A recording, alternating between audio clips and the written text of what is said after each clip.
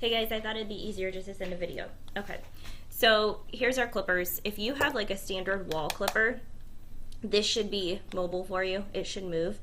So if it's all the way down where you have no space in between the teeth or all even, that's going to be the true clipper size. If you extend the blade, if you move this, it's going to give you a half. So that's going to help you blend if you're going to do a clipper cut. If you're doing a clipper cut and they usually go shorter, my best advice I can give you, if they're going to go to like a number 2 on the sides, you want to start with a 4 or a 3 first. Okay, if you're going to pop this on, make sure it clicks, because if not, guys, it's going to fly off and hit the door like it happened to me one time when I was doing my husband's hair. So you want to make sure that this is down.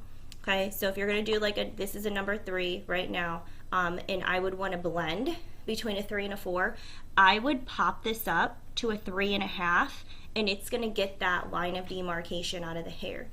The most that I can stress to you is if you're going to do a clipper cut and you want to get it as close as you can to blending in, you have to rock this blade out. I don't know, sorry, the reflection's kind of crazy. So if you're going to do that, your wrist should not be tilted in, okay, when you get to the top of the head, because it's going to leave a hole in the hair. When you use this clipper, you want it to leave the head. You don't want to still be digging and curving, or you're going to go really high up. So you want to flip your wrist. So like I tell the kids, it's called rocking it out. You want to rock that blade out. Okay? Let's see if you can see it better this way with the light. So if your wrist feels like it would get sore, you're doing it the right way. Okay? If you don't feel comfortable kind of like rocking that wrist out as hard, what you want to do, gosh, maybe I should just cut my son's hair and send it. That might be easier. You could put the clipper on the head, and then the rotation, obviously, it's just going to gradually leave it. So if you're going slow enough and steady enough, as it leaves the head, you'll be rocking that clipper out, and the line's not going to be as harsh to blend in. Okay?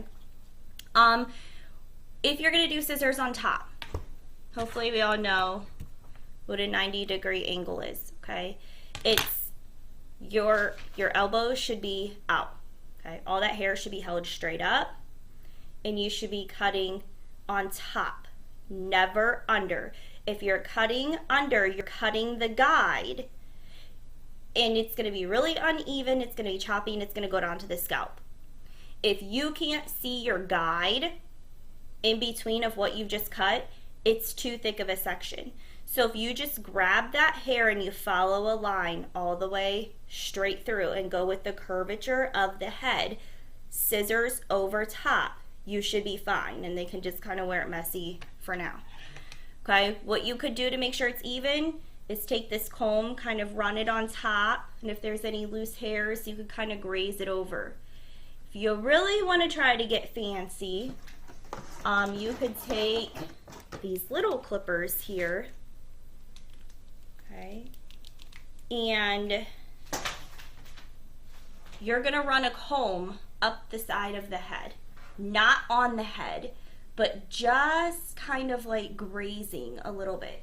And you take the clipper, and any of those hairs that are sticking out, you're going to run it over the comb to blend. If you don't feel comfortable doing that, we can do the shears over comb technique, and that's where you just hold the comb, and as you move up the head, you use some shears to cut those really long pieces.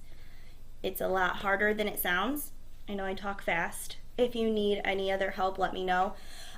If your kids or your husband or whoever you're cutting their hair, if they get a pretty short haircut generally, what you can do is use a clipper on top. A number 8 will leave you 1 inch long.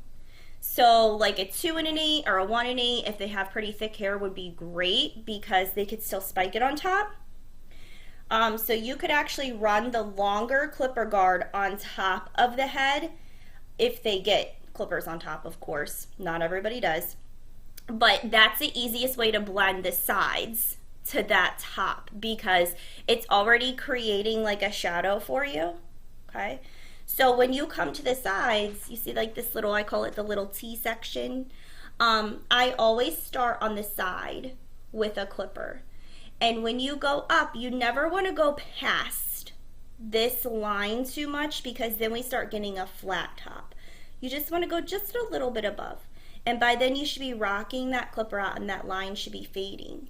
Every time that you need to kind of get rid of that line a little bit more, you can just put a bigger clipper guard on, and it'll just start to blend as you kind of rock up. So when you go up, we should rock the blade out.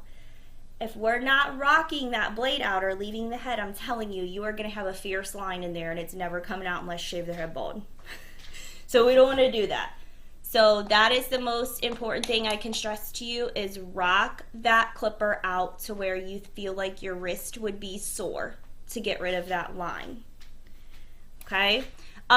If it would be better, my son's due for a haircut, so I could always cut his hair and show you guys exactly what I'm talking about a little later if this wasn't very helpful. YouTube videos are great for this. Sometimes if you hear it and then see it, it works a little bit better. But if you have any more questions or this wasn't very helpful, let me know. Bye guys, have a good day.